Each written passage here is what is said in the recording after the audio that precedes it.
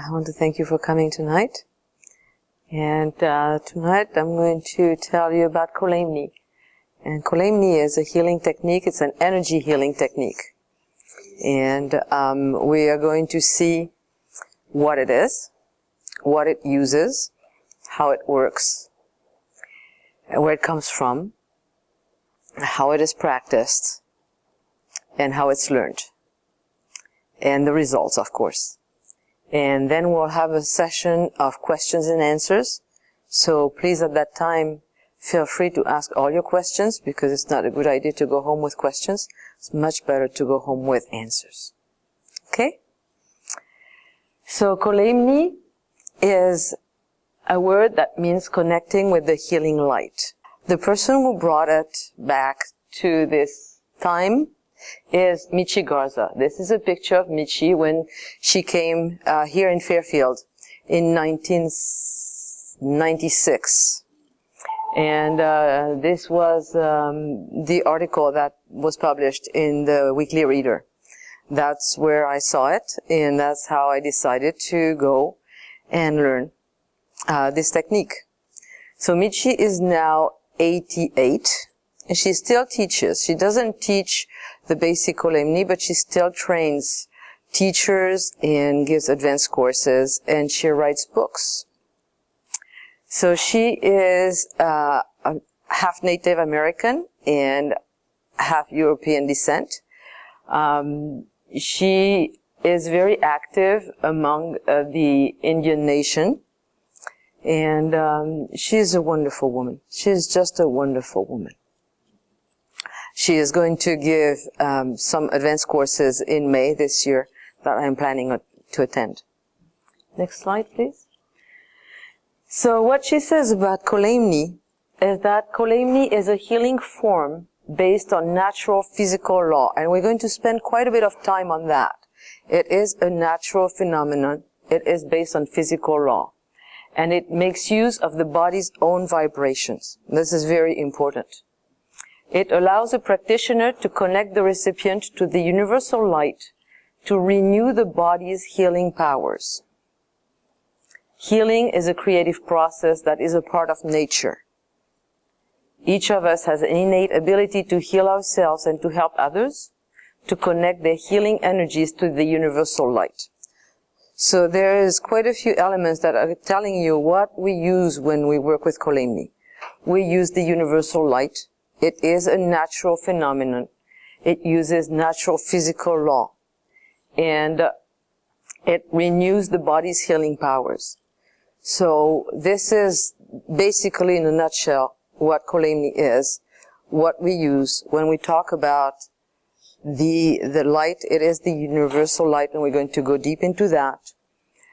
And how it renews the healing powers of the body. I mean, we know that the universe in itself is a sustainable thing. Only we do things that are not sustainable, but the universe doesn't do that. We always have the inner mechanisms to heal ourselves. And we use that. We use that with Kolaimni. Next slide, please. Now, there is a lot of reference to the light. And we can find that throughout the civilizations, throughout the ages. A lot of people have referred to the universal light. And here we have a few examples. So Michi describes it as Kolaimni is a phrase meaning connecting with the light, the universal light, an energy that is called God or the totality or the Great One. Goethe said, someday perhaps the inner light will shine forth from us, and then we will need no other light. Next slide.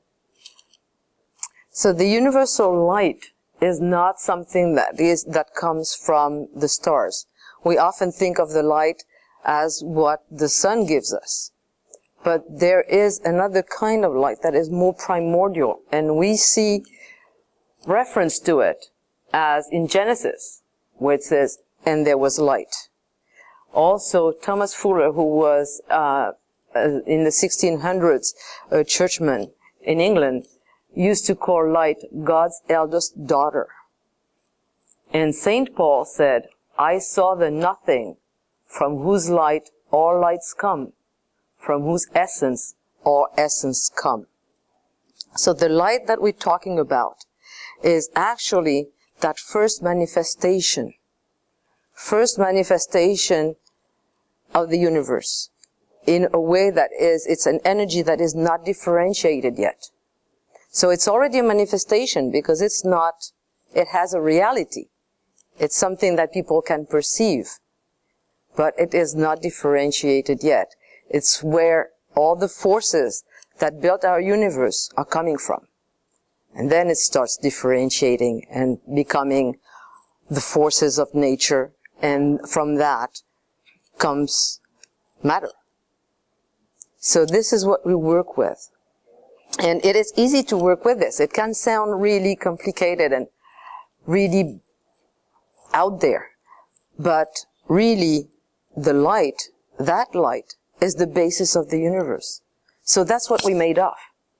As the forces of nature start developing and creating matter, the density increases and increases and increases until the point where it feels solid. It's all empty space, but the forces make it such that my hand cannot go through it. But at the basis of this is that universal light. At the basis of the table, at the basis of all ourselves, the basis of the whole universe, the trees, the air, everything. It's permeating everything. And by using that light, which is a very powerful force, because it has the essence of everything in it. So, and the organizing power of everything is in there. So by using that in a very specific way, with a very specific technique, we can enliven the inner mechanisms of healing that are within ourselves. Because as we said, everything is self-sufficient in the universe. Next slide. Emerson talked about it too. He said, a man should learn to detect and watch that gleam of light which flashes across his mind from within. Now this is really interesting because most of us don't see that light. Most people have never seen it. But that is not important. Some people have seen it and made reference to it, as in this quote from Emerson. And mystics have also talked about it, like St. Paul in the slide that we saw before. He said, I saw the light from which all lights come. Here John Milton said, he that has light within his own clear breast may sit in the center and enjoy bright day. But he that hides a dark soul and foul thoughts, benighted walks under the midday sun, himself his own dungeon. And by this, John Milton refers to the fact that that light holds the power of freedom of life. Because it is that level of self-sufficiency.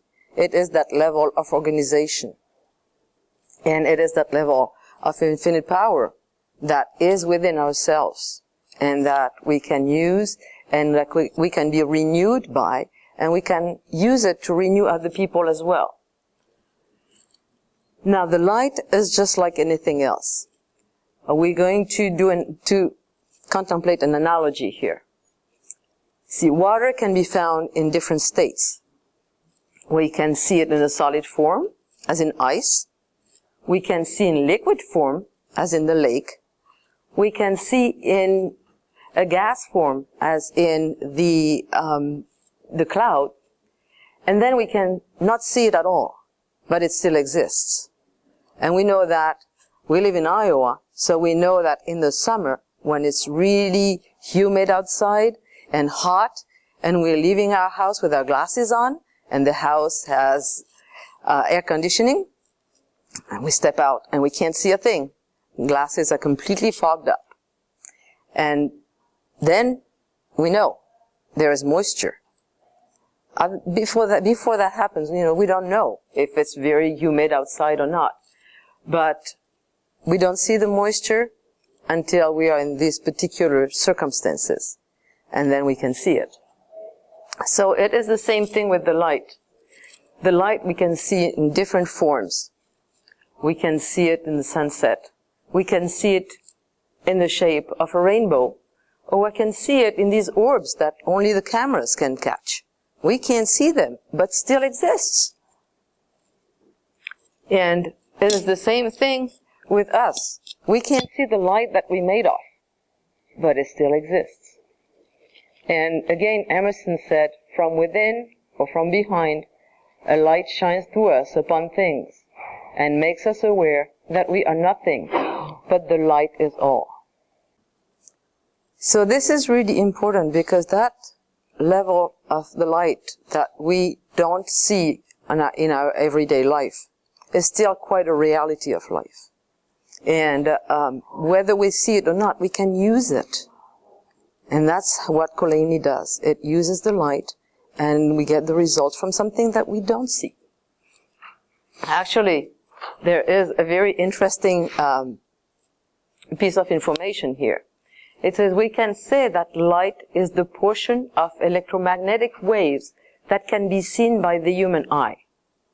That's a pretty narrow definition. In fact, there are some lights that are invisible to our eyes, yet other beings are able to see them, including some insects. The light we see then is the visible wavelength, radio waves from low frequencies to gamma rays. Rather, it is the tiny visible radiation between infrared and ultraviolet that our eyes are able to see. When we get a sunburn, it is because we have been exposed to rays that we do not see, including ultraviolet, yet they're dangerous. When we feel the heat caused by other rays, infrared, that you do not see, you are exposed to electromagnetic radiation of different wavelengths. So again, there are lots of realities that we do not see, and yet we can use them. Here there's another very interesting piece of information. You can see less than 1% of the electromagnetic spectrum, and hear less than 1% of the acoustic spectrum. As you read this, you are traveling at 220 kilometers per second across the galaxy. That's probably around 180 miles per second. 90% of the cells in your body carry their own microbial DNA and are not you. The atoms in your body are 99.99999% empty space, and none of them are the ones you were born with, but they all originated in the belly of a star. Human beings have in general 46 chromosomes, 2 less than the common potato. The existence of the rainbow depends on the conical photoreceptors in your eyes. To animals without cones, the rainbow does not exist. So you don't just look at the rainbow, you create it. This is pretty amazing, especially considering that all the beautiful color you see represent less than 1% of the electromagnetic spectrum. I would like to do a little experiment. This little thing, some people will call a kaleidoscope. What is not? Kaleidoscopes have things in them. They have pieces of glass, stone, things. This only has 3 mirrors that are shaped like a triangle and glass. And what I would like you to do is to look through it. I will pass it around and see what your experience is. So keep it in mind, there is nothing foreign in this. There is not a foreign piece of matter in it. So what do you think? It's beautiful. Was it very different? Yes. Totally different. Did you recognize the room? No. Can't even recognize the room. Now what changed? Did the room change? No. Did you change? No. So what changed? The perception. Yes. But what caused the perception to change? We used a different means of perception. That's the only thing that changed, is the means of perception. If we changed our means of perception, the world that we think looks like what we see would look completely different. We could probably not even recognize it, like we can't recognize the room through this. When we see a tree, we think it's a tree. It's beautiful. It's a tree. It looks like a tree. But if we could see everything there is to see about that tree, we might not even recognize it.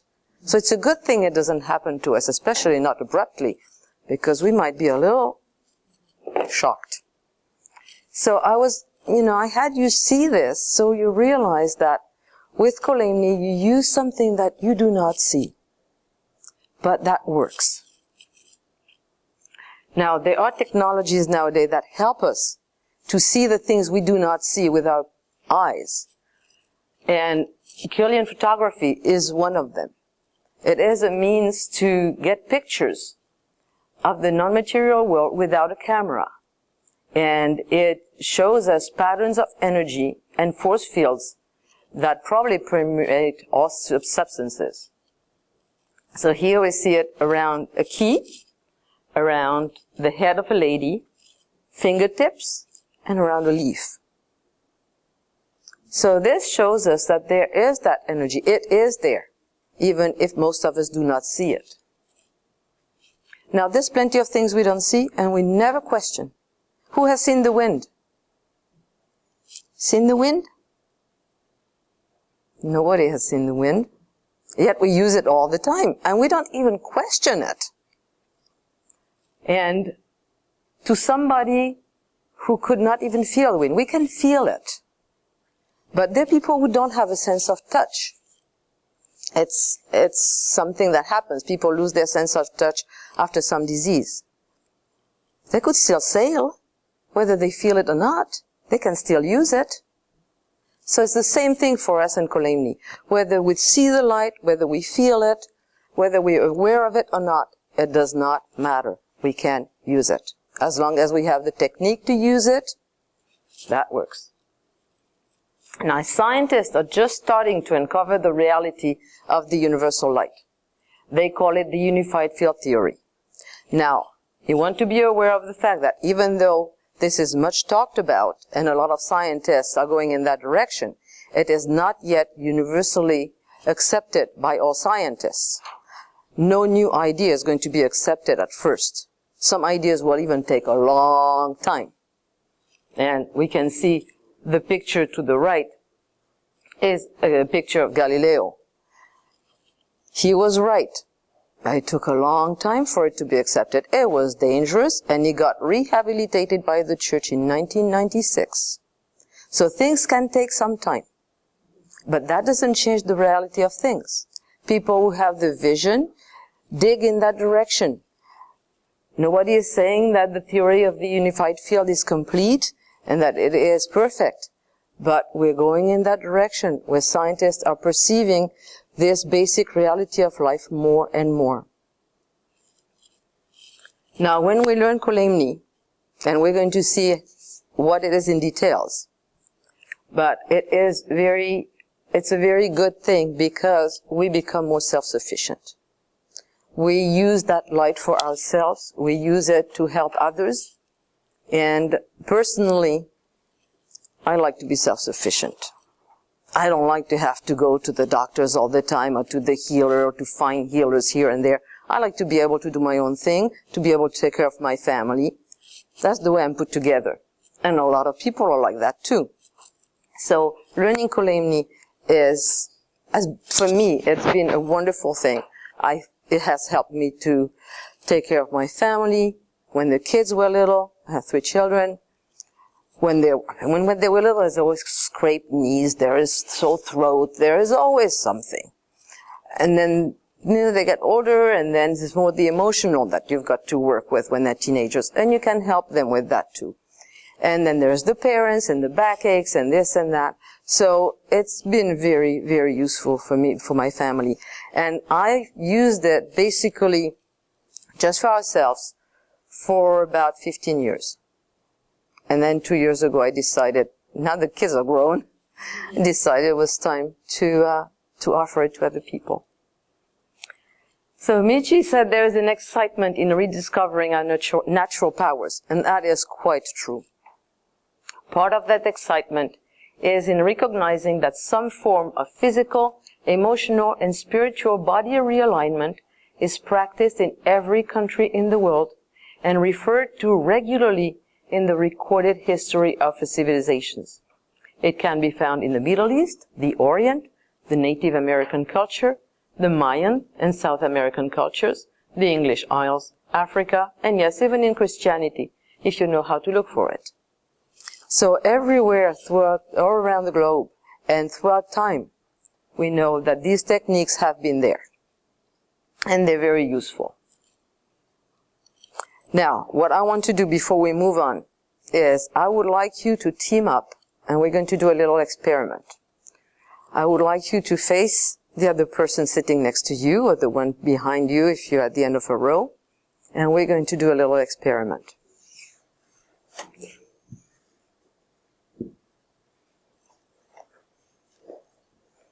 And we can be, if we don't have an even number, we can do 3 people together. So, at first I would like you to put your hands like this and really focus on what you feel. Just how do your hands feel?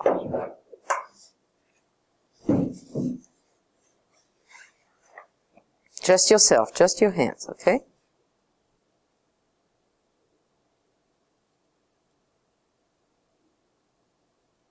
Inside, outside. And then I would like you to bring your hands together, closer, to the point that they do not touch, but they are facing each other like that. And see what you feel there. Do you feel the same thing that when they were like this? You can do that. Close together and back out. And together. Most people will feel that it's as if the air was thicker inside the hands. And there's a ball of thicker air. Does anybody have that experience? Yes? I feel a ball. It feels thicker, yes. And that is due to the fact that there's an energy that is coming out of the center of her hands. And we've seen it in the picture with the Kirlian photography, the tip of the hands too. So that is what we use when we do Kolaimni, among other things. Now, there is a variety of sensations. So what I would like you to do now is do the same thing, but with the person in front of you. So you put one hand and the other person's hand. There. And see how it feels. And again, you can move it in and out a little bit. See the difference.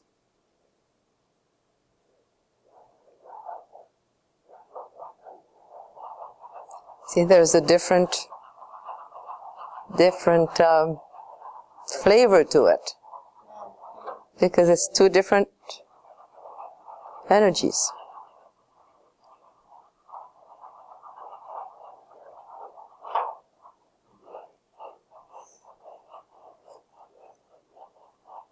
Okay, then we do the gentleman back.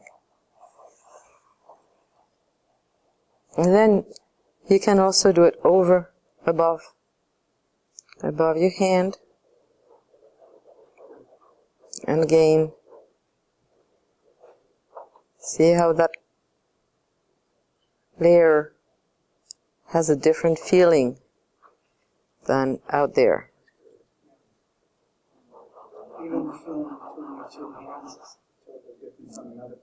With another person, it's totally different. Exactly. Exactly. That's why when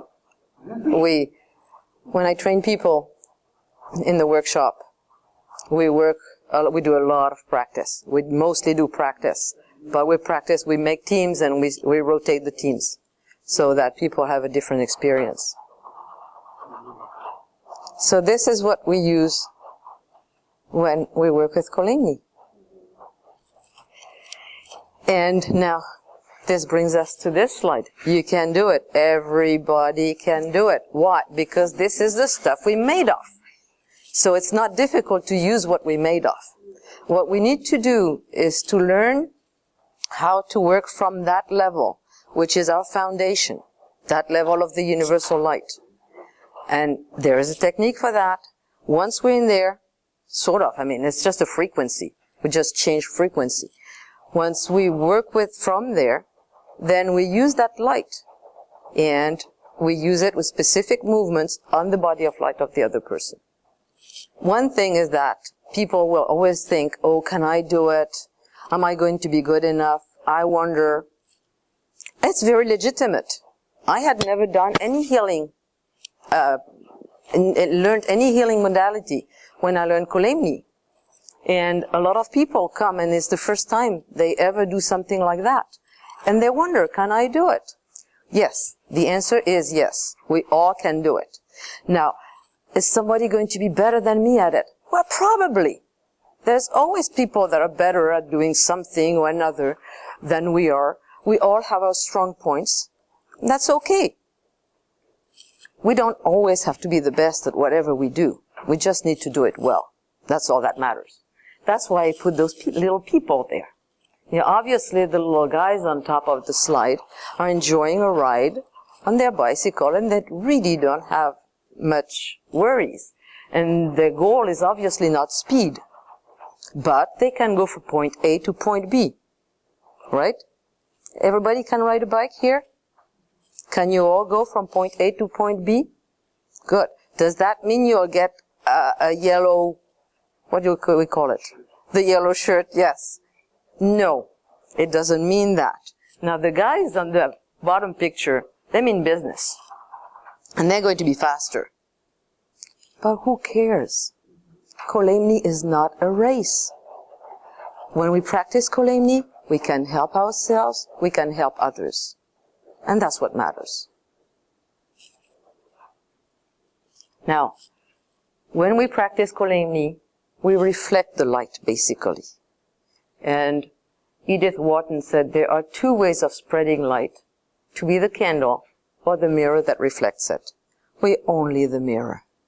Paracelsus said the art of healing comes from nature, not from the physician. Therefore, the physician must start from nature with an open mind. I hope we don't have any doctors who are going to be offended here, but it is true. When you go to the doctor, have you ever heard people going to the doctor and getting an antibiotic that didn't work? What does it mean? That the antibiotic was no good? No. It means that the body did not react. Because that's what it is. The antibiotic or all medicines are given with the intention of triggering a reaction of the body. It is that blueprint of the body that is going to kick in and make the body heal itself. That's sustainable situation that I talked about earlier. So that's why the art of healing comes from nature. And that doesn't mean that we don't appreciate doctors. I mean, they have knowledge that is very valuable, and we really appreciate what they do. But the fact is that the doctor cannot heal anybody. Only the body can heal itself. Now, Kolaimni is a massage of light done on your light body. So when we give Kolaimni, there is no touching.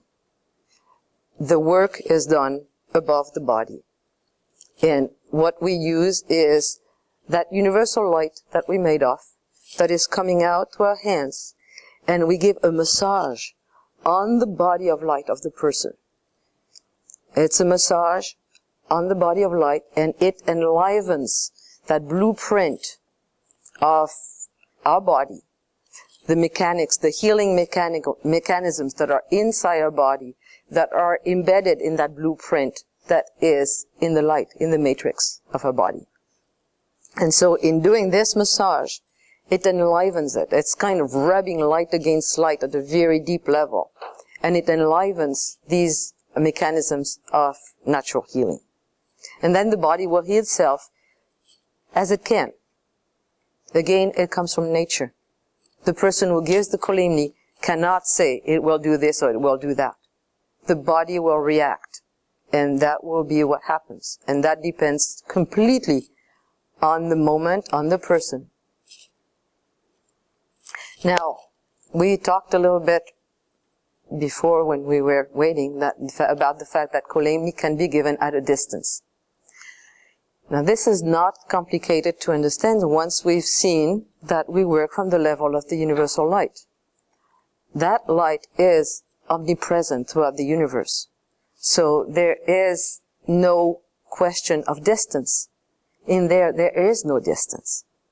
So we can work on anybody, anywhere. And Einstein said that time and space are modes by which we think, and not conditions in which we live. It might not be easy to understand, because we are so familiar with living in time and space. But there is another level where time and space don't exist. And he also said, the intuitive mind is a sacred gift, and the rational mind is a faithful servant. We have created a society that honors the servant and has forgotten the gift. So this is a very beautiful quote, because unfortunately it's quite true. And it is time to bring balance back. It is not a good idea to have one or the other be out of proportion and running the show. It is very important to have a balance between both. Now here I have a few testimonials from distance healings. As I said prior to talking about this topic, most of what I do personally is distance. Even people who live in the same town where I live like to have distance, because then they're on their bed. And when they feel relaxed and they don't want to move, they don't have to leave my massage table. So this is really by far the most work that I do. Now I have just selected 3 testimonials here. The first one is from a lady. She lives in Canada, in Quebec. And I work from here in Iowa. She has suffered leg cramps since she was a child. She is in her 50s now.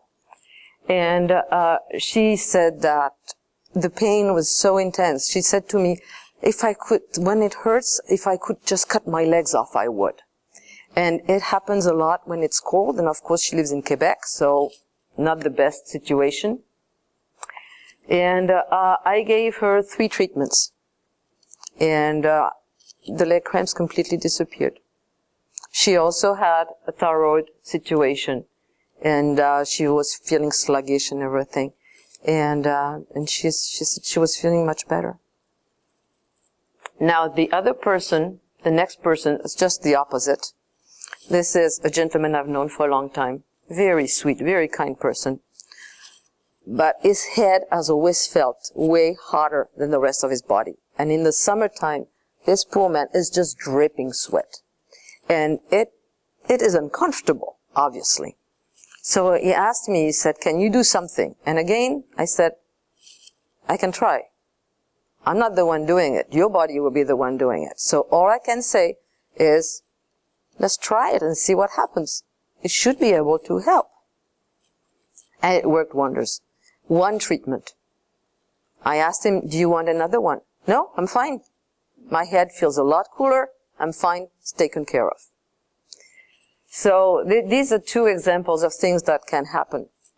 The third one is very, very dear to my heart because it's a little girl. She is 8 years old now. She was 7 then. She has cerebral palsy. She cannot speak. She cannot eat. She cannot walk. She is fed by a tube. She can communicate with her parents. She has developed a system of communication, and she can express her comfort or discomfort or joy. She is a wonderful little person. I don't know her personally, physically, but from working on her and from sharing information with her parents, I have come to discover those aspects of her. And anyways, Father asked me to, if I would work on her, because she had been in the hospital for 3 weeks with a bone infection. And her legs are so thin that the doctors, when they took a little bit of bone to do a biopsy, they broke her femur. And it's not that the doctors broke her femur, it's that her femur broke, because it is so fragile. And she was going nowhere. She'd been on antibiotics for 3 weeks and nothing was happening. The leg was all red, and she was in pain, and she had a fever. And everybody was wondering what to do. So he asked me again, can you help? I said, I don't know if I can help, but I can try. So I did a treatment on her. I did 3 treatments on her. And she was fine. The first treatment, she started getting better. I did them 1 day apart. Boom, boom, boom. And after 3 days, she was fine. She could leave the hospital. Again, several months after that, I was thinking of her. I was thinking, I wonder how she's doing. And it was bugging me. So I called. I called and I say, hey, how is Jessica? Oh, I said, she's got an infection again, but this time there is no exterior sign. We have no idea where it is. And the doctors they don't know what to do. The first time her right leg was red. This time there was nothing. And she can't say it. So I said, okay, I'll try to work on her. So I worked on her. And at one point, when you work with Kolaimni, when there is a problem, you get to an area, your hands just stop. They stop and they do their thing, and until it's done. Sometimes you go, okay, we're done yet? Can we move on? No, we keep working. And then all at once, the hands move. It's done. So I worked on her, and that night I called her father, and he said, fever is gone. Fever is gone. And I saw him again, I saw him in July this year, and he said, she's been so healthy. He said, she only missed school 7 days this year. And I said, well, did she miss school before? He said, 2 weeks at a time, and 3, 4, 5 times during the winter. So usually when something has been accomplished with Kolaimni, it sticks. There is one, if you go on my website, you can see way more testimonials. But I'd like to mention 2 more. One actually that I haven't put on the website yet. It's a lady, she had an accident. She's in France. So I worked on her from here, and she's in France. And she had a major car accident when she was 20. She's in her 60s now. She was in the coma for a whole month.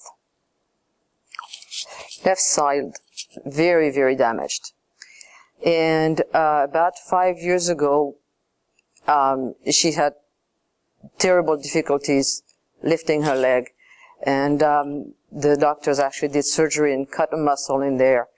And she said she was at a 9.5 pain level out of 10. 0 being no pain, 10 being unbearable. She said 9.5 all the time. So she was on major painkillers. And I was asked if I could do something. And again, I had no idea if I could, but I would try. And she reacted so well. It was amazing, because for the last 5 years, she'd been walking with 2 canes and taking a lot of pain medication. The first Kolaimni I gave her, it was mostly emotional improvement that she felt, not so much physical. And I gave her a second Kolaimni, and the pain in the joint was gone, just gone. And so she realized she could walk without the cane. So she was so enthusiastic that she walked 2 miles without the cane. Of course, the next day she was again in pain. But it went away. And I saw her in France last week, and she's walking without any cane. She's as happy as can be. So there are really some very powerful results with Ko-lame-nee, but you can never say in advance, because the Ko-lame-nist is just giving an opportunity to the body so that it can heal itself. And the body will heal itself according to its own programmation at the moment and what it can accomplish. But sometimes it's just enormous, as in the cases that I gave you. And most of the time it is like that, actually. It is usually quite a powerful result. Now, Ko-lame-nee is not a medical practice, and this is very important. We are not telling people don't go to the doctors. Kolaimni practitioners do not pretend to be medical practitioners. The information that is provided is not designed to diagnose, cure, or prevent any disease. You should consult with your healthcare provider when you're ill, and advise any person that you might think to be ill to have a visit with a physician and get clinical tests if prescribed. It is important not to have any expectations about the outcome of your Kolaimni healing sessions. Kolaimni will help, but the healing or the relief may happen in unexpected ways. Again, I'm going to give you an example. A lady whom I worked on, and that was not distance, she had had both knees replaced 3 years before I met her. And the surgery had done very much good because she could walk, whereas she couldn't before. But the knees had remained very swollen and very sensitive to the touch. So she was basically hurting all the time. And her doctor was saying, it will go away. So she used to come and see me every 2 months for other things. And then one day I said, you know, I've had it. I just want to take care of these knees and just get it done. So she came twice a week for 2.5 weeks. We had 5 sessions. And we worked only on the knees. Didn't do a full Kolaimni. Only on the knees. And it was gone. No more pain. And that was a year ago, and the pain hasn't come back. So Kolaimni will help. Still, doctors can help too. There are situations that are very serious and that where doctors can help. And Kolaimni can help too. But we can work with both when it is needed. And there are tests, there is science nowadays that we have at our disposal that can give us information that is very valuable, and it would be a shame not to use it.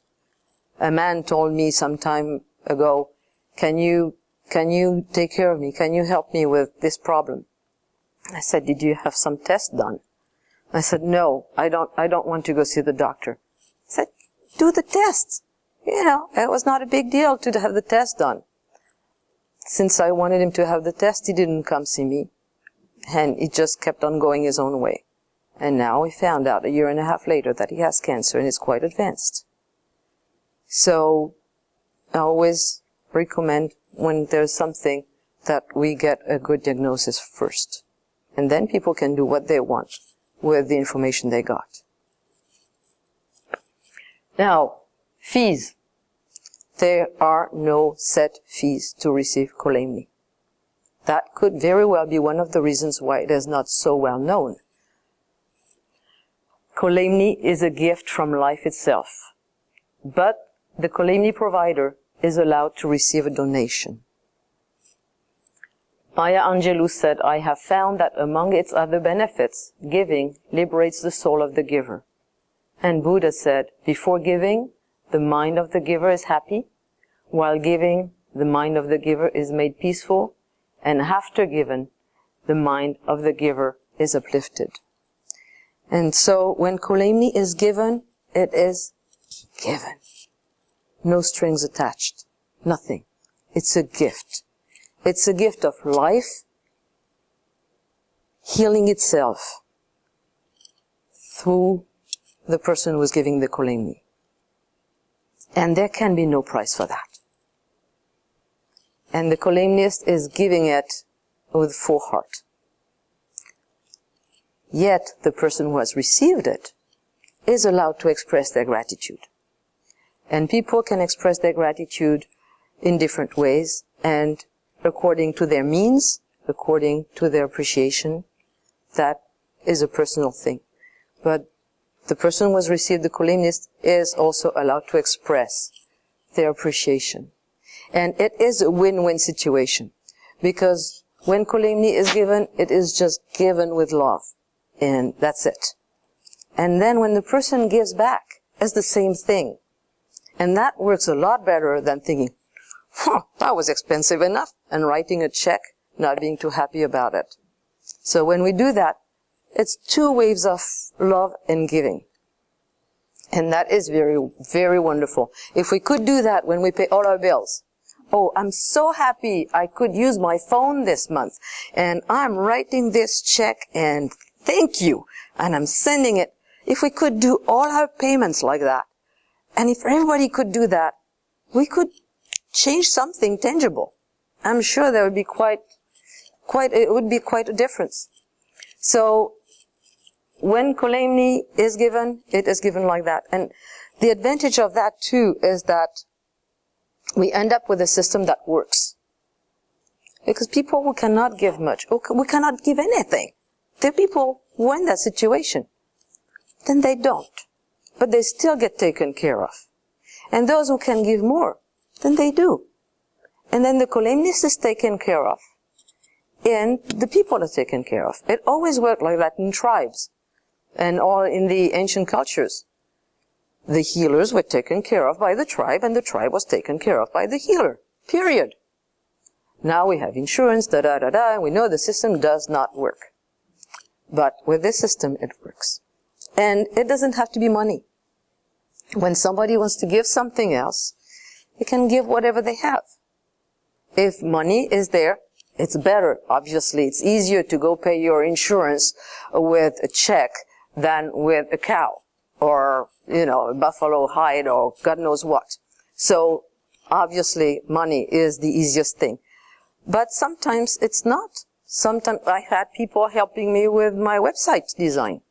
People helping me with, well, I've received books, I've received CDs, trading with the lady who helps us keep the house clean.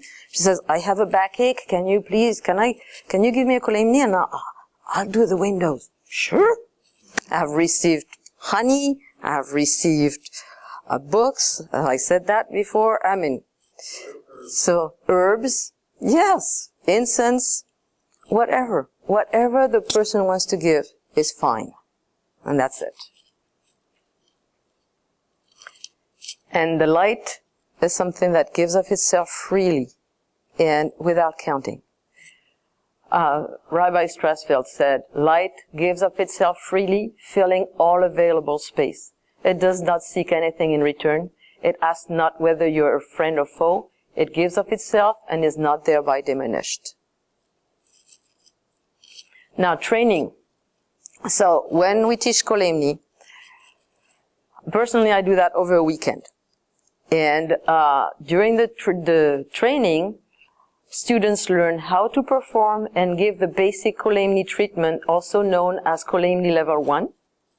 They receive instructions, demonstrations, and practice for other Kolaimni modalities as well. By the end of the workshop, every student is able to give Kolaimni Level 1, emotional healing, and distance healing. And the training is a 12-hour course. So we start on Saturday at 10 and go on until noon. And then we start again at 1 and stop at 4:30. We do that both days, Saturday and Sunday. And then 2 weeks later, we have a review, which is just an evening. It's a couple of hours. I have given homework to do in between. It's not horrendous homework. And it's basically show and tell. Everybody says what their experience has been and discusses points and asks questions. And so we just wrap it up And on that occasion, people who have finished the homework and attended the review get their diploma. And now Ko-lame-nee can be learned without a weekend. Personally, I never wanted to do it, but some people have done it. The book is your workbook. That's what you get when you do a weekend. It has all the modalities of Kolaimni 1, all the explanations on how we perform the massage, how we work on the chakras, how we do. We start with the feet. The person is lying, preferably lying on a massage table. And we start with the feet and we do the massage all the way to the head. Then the person rolls over when they can. Sometimes they can't. Then we work differently. And then we start from the feet again and all the way again to the head. In general, a full Kolaimni can last up to an hour. But we can also do emergency Kolaimnis that are shorter. Also we can just work on one area. We always start with a full Kolaimni to just get the whole body really well nourished and realigned and lively.